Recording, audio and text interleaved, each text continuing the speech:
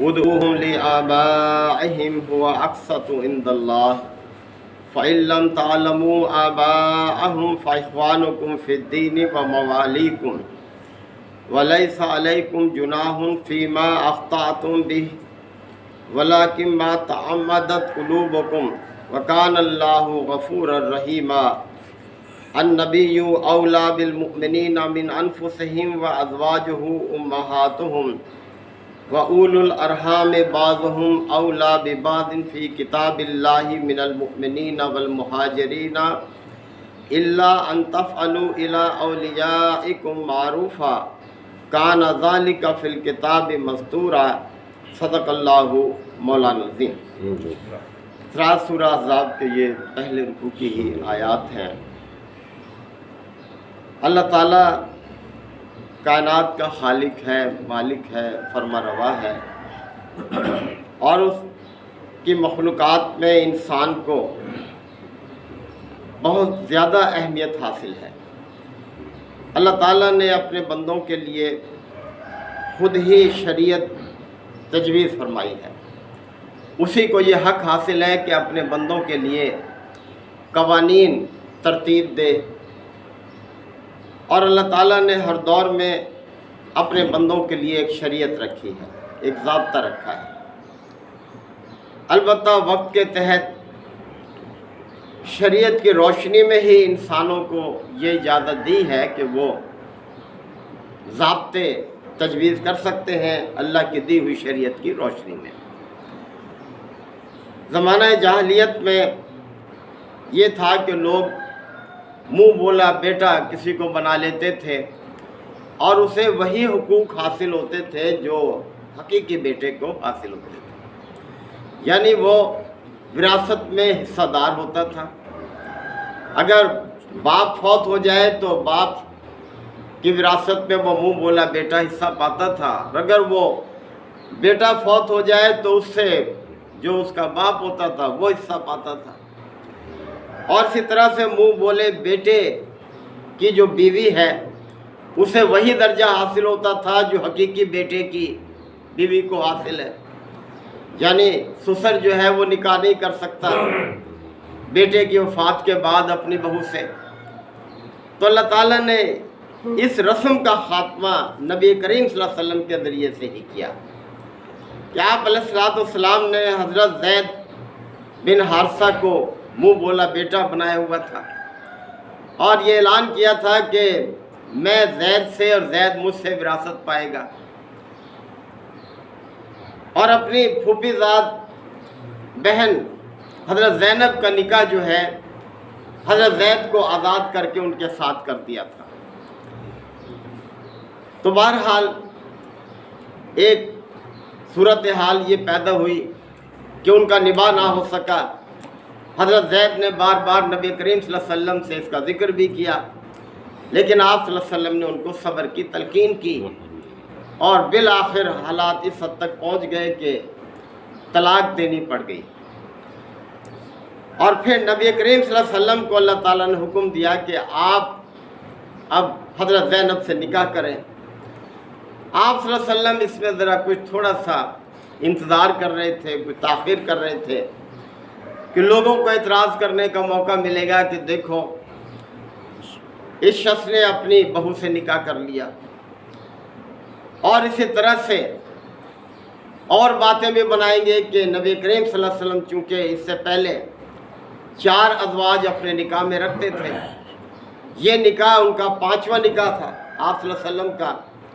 تو اس پر بھی لوگ اعتراض کرتے کہ دیکھو شریعت میں تو یہ بیان کیا جاتا ہے کہ 4 سے زیادہ ایک وقت میں خواتین سے نکاح نہیں کیا جا سکتا، اور خود جو ہے 5واں نکاح رچا لیا ہے۔ لیکن اللہ کا حکم ہر چیز پر فوقیت رکھتا ہے۔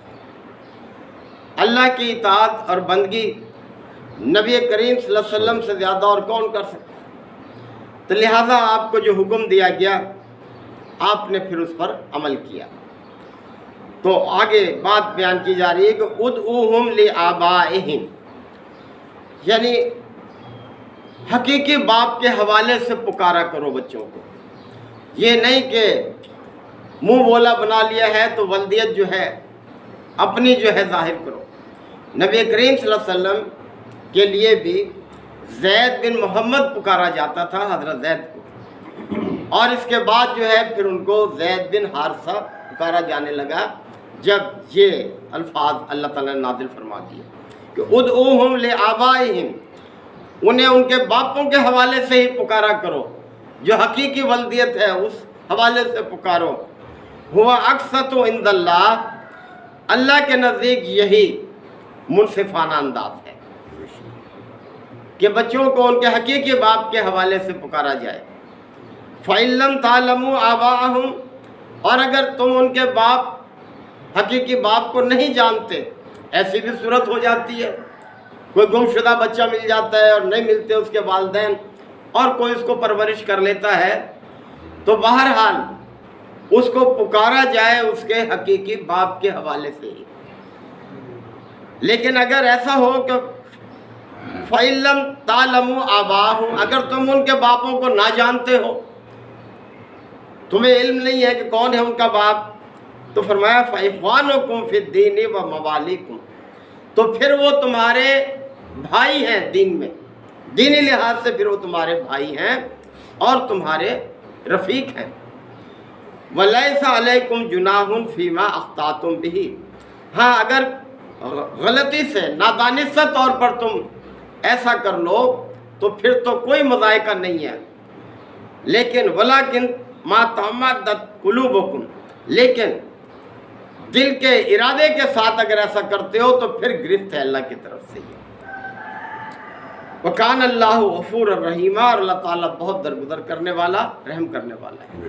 یعنی اس سے پہلے جو کچھ ہو چکا سو ہو چکا، لیکن اس حکم کے آنے کے بعد اب تم بچوں کو ان کے حقیقی باپ کے حوالے سے ہی پکارو، ان کے حوالے سے یاد رکھو۔ النبی اولا بالمؤمنین من انفسہم، اور نبی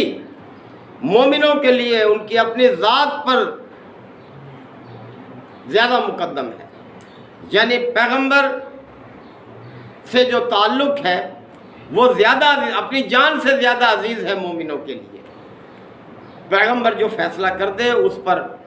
سر جھکانا جو ہے ان کی ذمہ داری ہے۔ وَأَزْوَاجُهُ أُمَّهَاتُهُمْ، اور پیغمبر کی جو بیویاں ہیں یہ مومنوں کی مائیں ہیں، اللہ تعالیٰ نے ماں قرار دیا، اور ماں بھی اس حیثیت میں کہ پیغمبر کے بعد پیغمبر کی جو بیوہ ہیں ان سے کسی مومن کا نکاح حرام ہے، نکاح نہیں کیا جا سکتا۔ لیکن یہ نہیں کہ اس کی جو بیٹیاں ہیں ان سے نکاح حرام ہے، یہ ایسا نہیں، یعنی ماں ہے تو اس کی جو اولاد ہے وہ حقیقی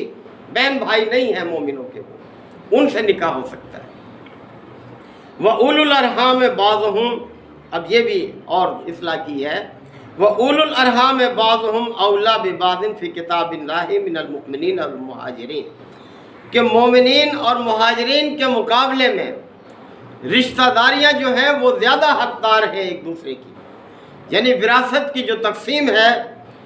وہ خونی رشتے کی بنیاد پر ہی رہے گی قائم،